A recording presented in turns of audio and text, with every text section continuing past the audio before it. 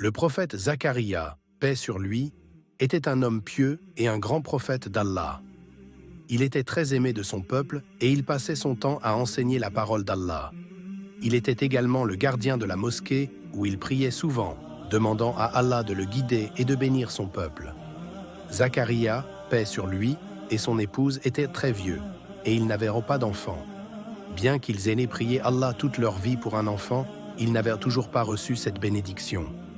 Malgré leur âge avancé, Zacharia, paix sur lui, n'a jamais cessé de prier et de faire confiance à Allah.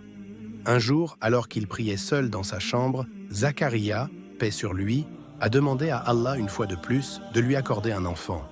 Il voulait un fils pieux qui pourrait hériter de sa mission prophétique et guider son peuple.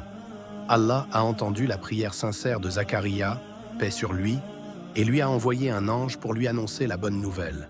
Il allait avoir un fils. Zacharia, paix sur lui, était très surpris car il était très vieux, tout comme sa femme, mais il croyait fermement aux promesses d'Allah.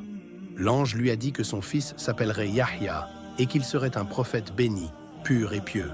Allah a choisi Yahya pour être un modèle pour son peuple et pour montrer aux autres la voie de la droiture.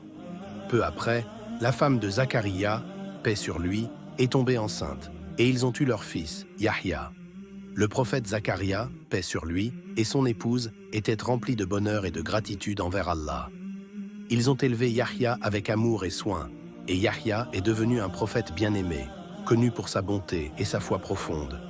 Cette histoire montre qu'il ne faut jamais perdre espoir en la miséricorde d'Allah.